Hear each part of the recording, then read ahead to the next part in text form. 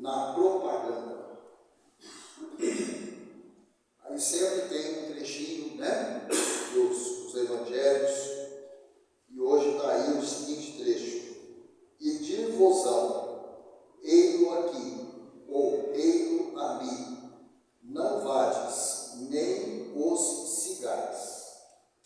Quem pronunciou essa frase foi o próprio Mestre Jesus. E isso está lá no Evangelho de Lucas, no capítulo 17, versículo 23. Eu vou repetir. Então, Jesus disse: e dir-vos-ão, ei-lo aqui, ou ei-lo ali, não vades, nem os sigais. Então, esse trecho evangélico aqui, que está lá no livro de Lucas, ele faz uma referência aos cuidados que nós devemos ter, principalmente nos dias de hoje e daqui nos próximos tempos. Mas é um cuidado que, na verdade, a humanidade vem tomando desde a passagem de Jesus entre nós, encarnado. Porque em todas as épocas surgiram aqueles que tentaram se aproximar, tomar posse dos ensinamentos de Cristo. Em todos os tempos surgiram aqueles que tentaram chamar para si o poder da verdade. Ou seja, tirar a autoria de quem realmente é o autor de toda a verdade que existe na humanidade, que é Jesus Cristo. A gente está falando principalmente dos falsos profetas, que sempre existiram, existem nos dias de hoje e vão continuar existindo ainda por um tempo. Então nós temos que ser muito vigilantes. Por isso que Jesus pronunciou essa frase: e dir-vos-ão, ei-lo aqui, ou ei-lo ali, não vades, nem os sigais. Então é um alerta para a gente não ouvir qualquer um, não seguir qualquer um, não se deixar levar por esse que diz ser o dono da verdade ou aquele que diz ser o dono da verdade. Temos que ser muito vigilantes em relação a isso. E nós estamos atravessando uma época onde isso tem acontecido com grande profusão, com grande intensidade. Olha a quantidade de seitas, de templos, de crenças, de segmentos religiosos dos mais variados. A impressão que a gente tem é que todo dia, surge uma religião nova. Todo dia, mas eu nunca ouvi falar nessa religião, nunca ouvi falar nessa seita. Então, mas aí agora você já ouviu falar. Então, essa frase aqui, esse texto do Evangelho, é justamente para a gente ficar atento e vigilante diante dessa situação. As exortações do Mestre aos discípulos são muito precisas para provocarem qualquer incerteza ou indecisão. Então, a verdade que foi proferida pelo nosso irmão maior Jesus, essa é uma verdade que não nos deixa em dúvida, não nos deixa na incerteza. Aquela verdade que te deixa na incerteza ou na dúvida, você fique atento. Fica desconfiado, porque a verdade que foi exortada por Jesus não te deixa na incerteza nem na dúvida nunca.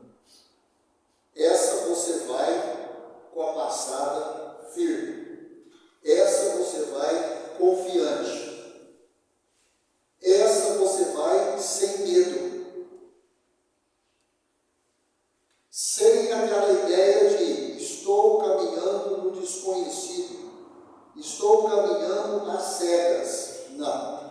Quem segue Jesus nunca está caminhando às cegas. Nunca. A verdadeira luz é aquela emanada por Jesus. E essa não se apaga. Essa em nenhum momento te deixa no escuro. No escuro da dúvida, no escuro da incerteza. Então, reflita bem sobre isso. Reflita bem sobre isso. Quando tantas expressões sectárias requisitam Cristo para os seus desmandos intelectuais, é justo que os aprendizes novos na luz do Consolador meditem a elevada significação deste versículo de Lucas. Esse versículo que a gente acabou de ler. Então, como fala aqui, na luz do Consolador, o Consolador é a doutrina espírita. O Consolador é a doutrina espírita. Ela é assim denominada. O Consolador, o Espiritismo. Então, a luz emanada pela doutrina, ela não nos deixa nunca no escuro. Por quê? Porque a origem dela é Jesus. A origem dela é verdadeira. E quando fala aqui no começo, quando tantas expressões sectárias requisitam Cristo, está falando de quem?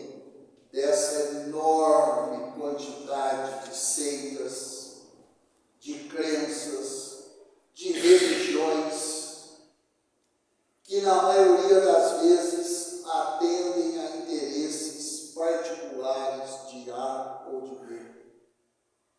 Atende a interesses materiais, atende a interesses financistas. Então, essas são as expressões sectárias. As expressões sectárias são as expressões que criam divisão, que criam segmentação. O Consolador não divide nada. O Consolador agrega.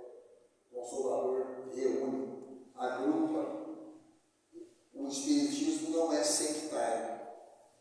O Espiritismo é agregador em torno da verdade proferida por Jesus Cristo, nosso irmão. Então é isso que está sendo explicado aqui por Emmanuel. Quem falou isso aqui foi Emmanuel. Não foi o Chico Xavier, não sou eu, não foi ninguém da doutrina, foi simplesmente o Espírito de Emmanuel. Continuando. Na propaganda genuinamente cristã, não basta dizer onde está o Senhor. Isso é outra coisa que nós temos que tomar cuidado. Porque muitas vezes a gente encontra esse ou aquele apontando. Você tem que ir para lá. O Senhor está lá. Você tem que ir no templo tal. Você tem que frequentar a religião tal. Então, quer dizer, ele aponta na visão dele onde está o Senhor Jesus. Pois é, essa não é uma propaganda genuinamente cristã. Você fala, mas então qual que é a propaganda genuinamente cristã? Quando eu aponto o local onde está Jesus para dentro do meu peito. Então, quando eu falo, Jesus vive aqui dentro de mim, nos meus atos, nos meus pensamentos, nas minhas vibrações, então eu estou fazendo uma propaganda genuinamente cristã. Com certeza. Agora, eu falo, você tem que frequentar a casa espírita, não sei, X. Eu mesmo nunca fui lá. Você tem que frequentar a religião tal. Eu mesmo nunca frequentei. Então, que espécie de divulgador da verdade de Jesus sou eu? Como que eu aponto um caminho para você seguir, sendo que eu nunca passei nesse caminho? Que orientação é essa? Então, você tem que questionar, fala, peraí, Márcio, você está falando para eu ir para lá, mas deixa eu te fazer uma pergunta. Você já passou lá onde você está falando que é para eu ir? Aí eu vou falar, não, nunca passei lá. Ué, então como é que você manda eu passar por lá? Você não sabe o que tem lá? Quem é você para mandar eu passar por lá, se você próprio nunca passou? Então, da mesma forma, eu não posso sair falando para vocês, ó, Jesus está aqui nessa casa, mas eu nunca estou aqui. Jesus está no templo tal, mas eu nunca fui lá. Jesus está na religião tal, mas eu nunca pratiquei essa religião. Então, a minha orientação é facilmente desmontada. Facilmente desmontada. Então, é isso que esse texto está fazendo a gente refletir. Cuidado com a propaganda. E isso é tão sério que já existia na época de Jesus. Você fala, mas existe época de Jesus? Eu estou me referindo a quando ele viveu encarnado entre nós. É isso que eu quero dizer com a época de Jesus. A época de Jesus é sempre. Mas quando a gente fala época de Jesus, é quando ele viveu a experiência encarnada. Ele tinha um corpo físico. Então existe a propaganda enganosa, ela existe desde sempre. Então, né, como a gente diz hoje aí, né, mano? O fake não é uma coisa atual. O fake sempre existiu. Só que tinha outro nome. Simplesmente existia em outro nome, sob outra vestimenta. Né? Indispensável é mostrá-lo na própria exemplificação. A doutrina espírita fala muito disso. Todos os princípios que a doutrina defende, ela exemplifica. Ela mostra com exemplos. Por isso que a doutrina espírita, ela não precisa impor ideia nenhuma para ninguém. Ela apresenta uma ideia e mostra a prática. E você analisa a prática para você se convencer ou não da ideia. E muitas vezes o protagonista, o agente da prática é você mesmo. Aí que não é para ter dúvida. Você é o ator principal da experiência. Então aí não tem jeito de se duvidar. Você está fazendo parte do seu próprio convencimento, que está apoiado na razão, como eu já disse. Mudar de crença religiosa pode ser modificação de caminho, mas pode ser também continuidade da perturbação. Eu posso mudar de crença, mas se eu não mudar o meu interior, que é onde precisa ser mudado, não adianta. Eu posso mudar de crença a vida inteira. Eu posso um dia parar de vir aqui, frequentar outra casa, outra religião, outra seita, em outro país. Se eu não mudar o meu interior, aquilo que emana da minha alma, não tem mudança de religião que vai resolver os meus problemas.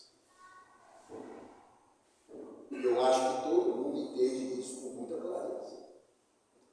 É igual quando eu falo lá na escola, né? Todo mundo sabe aqui que eu trabalho na escola.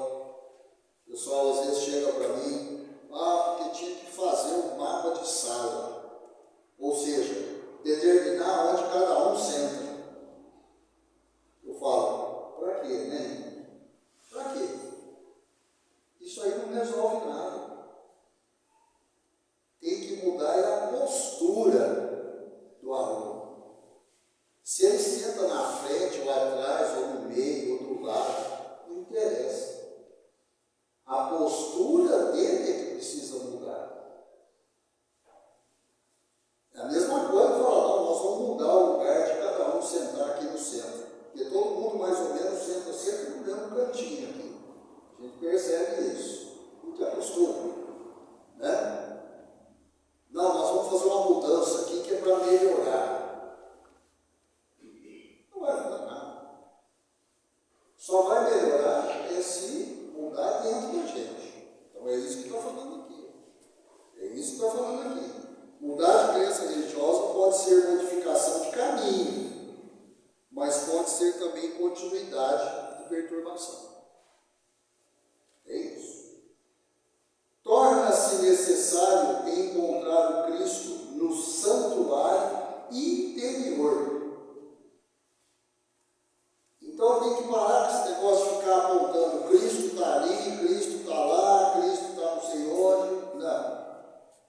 Perde tempo. Cristo tem que estar aqui dentro. É o único lugar. Dentro de cada um. Dentro de cada um. Então, por isso que a gente tem que preocupar. Eu tenho Cristo na minha alma. Eu tenho Cristo no meu comportamento. Eu tenho Cristo nos meus pensamentos, nas minhas ações. Ou é só o discurso bonito que eu faço aqui? É só nisso que eu tenho Cristo. Não, o Márcio fala muito bem. O que significa isso? Nada. Não significa absolutamente nada. Se o que eu estiver falando é só da boca para fora, não resolve absolutamente nada. E pior, eu posso estar contraindo uma dívida muito grande com a espiritualidade. Porque aí me foi dado o dom de falar, e o que eu fiz? Eu só falei, mais nada. Eu não vivi as coisas que eu falei. E é muito sério. A responsabilidade é muito grande. Muito grande. Ouvir tem muita responsabilidade, mas falar tem muita responsabilidade. Porque eu sei que eu vou ser cobrado de cada palavra que eu falo. Não aqui, na terra, no plano espiritual. Para chegar lá, então chegou o cara que fazia as palestras. Então vamos conversar. Vamos ver o que as palestras melhoraram nele. Ou só foi um fazedor de palestra. Mais nada. E aí? E aí? Que conta que eu vou apresentar? Né? Que salto que vai ter? Positivo, negativo, zero. É muito sério. Terminando aqui. Cristianizar a vida não é imprimir novas feições exteriores, é reformá-la para o bem no âmbito particular. Então, isso que é cristianizar, assumir Cristo, reformar dentro, o exterior não muda nada. Os que afirmam apenas na forma verbal que o mestre se encontra aqui ou ali, arcam com profundas responsabilidades.